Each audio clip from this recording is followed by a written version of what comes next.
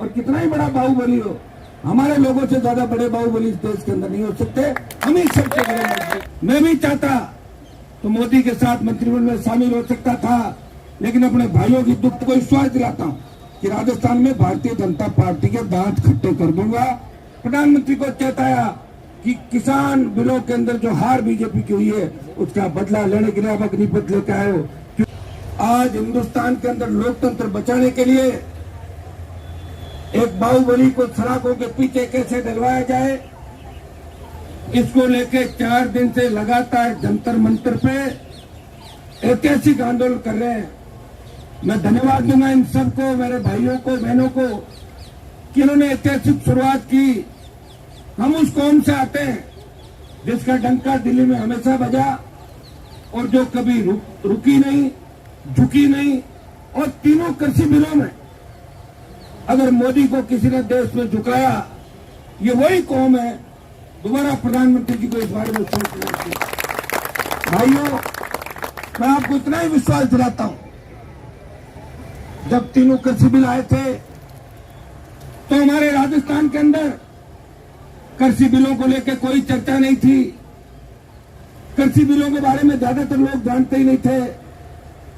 मेरे से जब हमारे समाज के बड़े नेताओं ने बात करी कि हनुमान जी आप मोदी का साथ छोड़ो, सरकार पर दबाव बन सकता है, इस देश की सबसे नई पार्टी राष्ट्रीय लोकतांत्रिक पार्टी, मैं भी चाहता तो मोदी के साथ मंत्रिमंडल में शामिल हो सकता था, लेकिन अपने भाइयों की दुख तकलीफ देख के हनुमान बेनीवाल ने एनए चार्ट को जाम किया, जो एनए चार्ट गुर्जर आरक्षण आंदोलन के टाइम भी जाम नहीं हुआ था।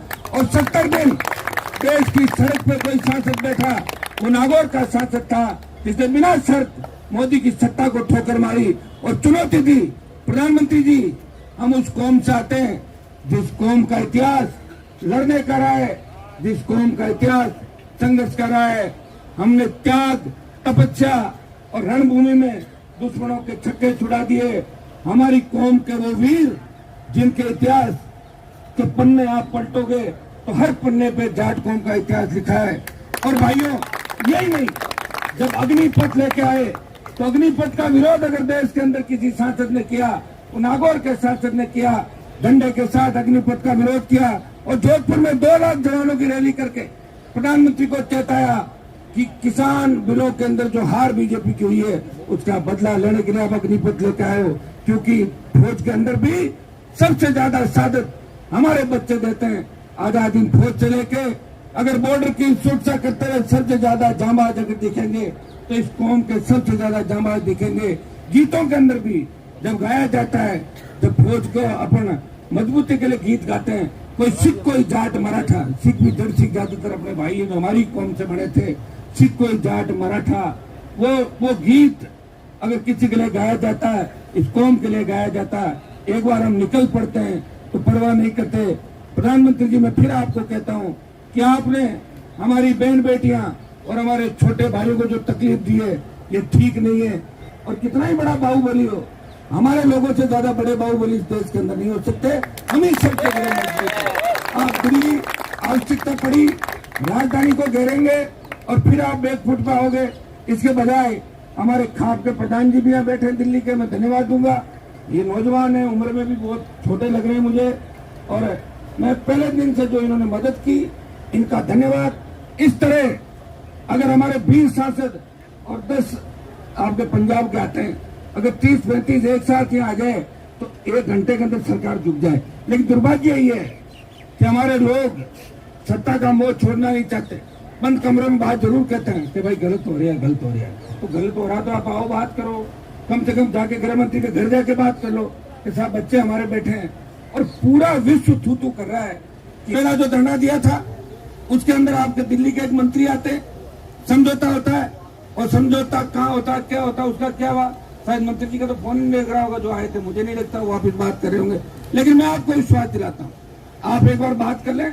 और इसमें मुझे कोई राजनीतिक लाभ नहीं लेना। आपको पता है कि राजस्थान थोड़ा सा हटके, और आज इतिहास के अंदर हम देखेंगे तो सबसे ज्यादा पदक हरियाणा, पंजाब और हमारा जो ये इलाका है, ये सबसे मजबूत बच्चे हमारे यही के हैं। ये इतिहास गवाह इस चीज का मैं आपको इतना ही विश्वास दिलाता हूँ कि मेरे से कई लोगों को ये भी तकलीफ हो जाती है, अरमान जी क्यों आते, दूसरे आते नहीं और मुझे आने नहीं देते, तो मैं क्या करूँ बताओ, मुझे आना तो पड़ेगा ना आपके लिए।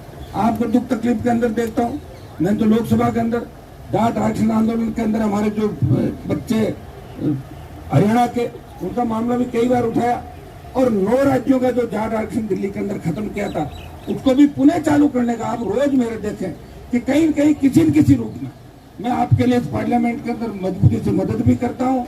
मुझे कोई देश की दिल्ली की राजनीति नहीं करनी, मैं राजस्थान में भी व्यवस्था परिवर्तन की लड़ाई लड़ रहा हूँ और आपको विश्वास दिलाता हूँ कि राजस्थान में भारतीय जनता पार्टी के दांत खट्टे कर दूंगा।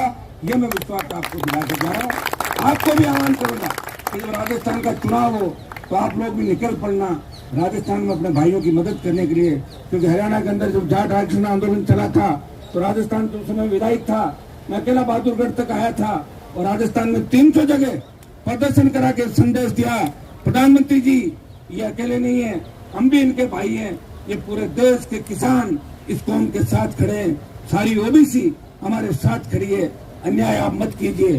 भाइयों, दुर्भाग्य इस बात का है कि हमारे लोग जो सत्ता के अंदर आ जाते हैं वो फिर हमें भूल जाते हैं, और जो सत्ता पे नहीं आते हैं वो लड़ते रहते हैं, लड़ाई लंबी नहीं लड़ पाते, इसलिए आज हमें सड़क पे बैठना पड़ रहा है।